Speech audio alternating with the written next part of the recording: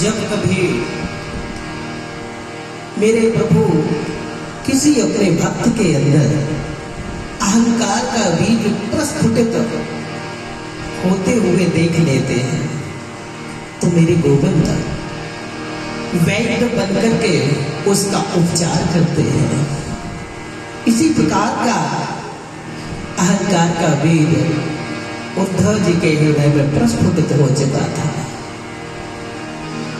भगवान जानते हैं कि इनका अहंकार किस प्रकार से नष्ट होगा।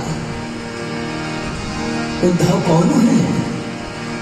वृष्णेनां प्रबलो मंत्री कृष्णस्य दैत्यः सखा शिष्यो बृहस्पते साक्षात् उद्धव बुद्धि साक्षात बृहस्पति जी के शिष्य हैं उद्धव जी। और देव गुरु बृहस्पति जी के शिष्य होना भी गर्व की बात है, लेकिन उसका मतलब यह नहीं कि आप अपने भीतर अहंकार को जन्म दे दें। भगवान ने देखा कि उद्धव तुम बीमार हो। आज भगवान ने एक लीला प्रारंभ की।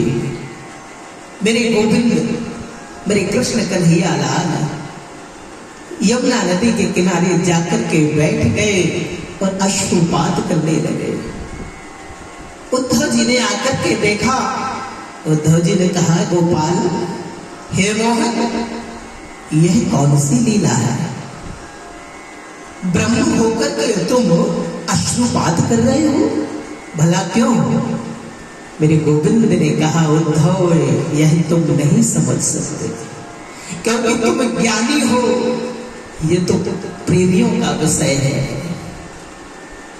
और मैं जब से वृंदावन छोड़ करके आया हूं तब से उद्धव मेरे वृंदावन के वासी, मेरे ब्रजवासी निरंतर मेरे प्रेम में अश्रुपात करते रहते हैं।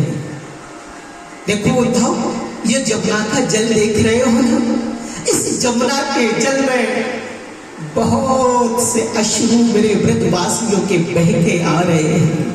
बड़ा इन आंसुओं को देख करके मैं कैसे रह जाऊं? मैं इतना कठोर नहीं हूं, मेरा हृदय द्रवित हो जाता है। क्या करूं? बहुत याद आ रही है उद्धव मुझे अपने ब्रजवासियों की। मुझे मेरे नंद बाबा की बहुत याद आ रही है, मेरी मैया यशोदा की बहुत याद आ रही है, उन गैया की याद आ रही है, बछड़ों की याद आ रही है, उन गोपियों की याद आ रही है जिन गोपियों के घर में जा करके मैंने माखन चोरी करके उस प्रेम भरे माखन के प्रसाद को पाया। उद्धव, तुम नहीं समझ सकते। वो गोपियां निरंतर मेरा इंतजार करती थी, मेरी प्रतीक्षा में बैठी रहती थी कि कब मैं गोविंद आए और कब मेरा गोविंद मेरे भाव भरे मक्खन का भोग लगाए। ऐसा अतुलित प्रेम है ब्रजवासियों का। उद्धव ने कहा, हे मोहन, आप ब्रह्म होकर के क्या आप जानते नहीं कि संसार में कोई किसी का नहीं है, सब स्वार्थ के मीत है। काहू न को सुख दुख करेगा, निज कृत कर्म भोग सब भागा। अरे वह ब्रजवासियों ने कोई ना कोई अपराध किया होगा, इसीलिए तो वह रो रहे हैं। ए मोहन, मैं तुमको कैसे समझाऊं? स्वार्थ लागे करे सब प्रीति, सुर नर मुनि सब की रीति। अरे ये स्वार्थियों का संसार है मोहन, यहाँ कोई किसी से सच्चा प्रेम नहीं करता। और तुम भला ब्रजवासियों के लिए रो रहे हो। प्रभु कहते हैं, मेरे गोविंद कहते हैं, उद्धव एक बार जाकर के, अरे तुम्हारे पास ज्ञान का इतना बड़ा भंडार है, तो एक बार जाकर के उन ब्रजवासियों को थोड़ा अपना ज्ञान दे करके आओ। हो सकता है तुम्हारे ज्ञान के प्रभाव से वह इस प्रकार से विकल है, हो सकता है वह प्रसन्न मुद्रा में आ जाए, वो प्रसन्न रहे। मैं बस यही चाहता हूं कि वह सुखी रहे, प्रसन्न रहे। उद्धव जाओ ना। भगवान ने अपना पीठ पीताम्बर उड़ा दिया, अपना रथ दिया, उद्धव यह लेकर के जाओ। उद्धव ने कहा, मोहन इस बात की क्या आवश्यकता है, मैं अपना रथ लेकर के जाता हूँ और ये पीला पीताम्बर क्यों उड़ा दिया।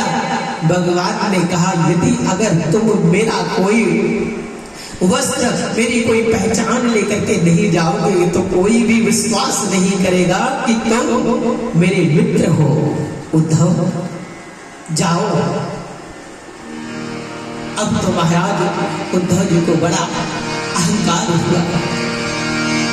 कहा उद्धव ने मोहन से कि मैं अभी जाता हूँ वृंदावन, जरा देखूं कि कैसा है कठिन अनुराग का बंधन।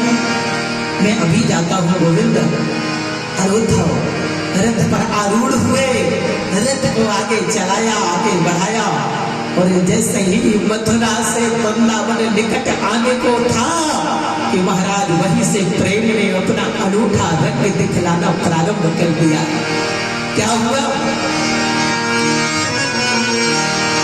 चले कुछ दूर मथुरा से तो वृंदावन निकट आया, वहीं से प्रेम ने अपना अनोखा रंग दिखलाया।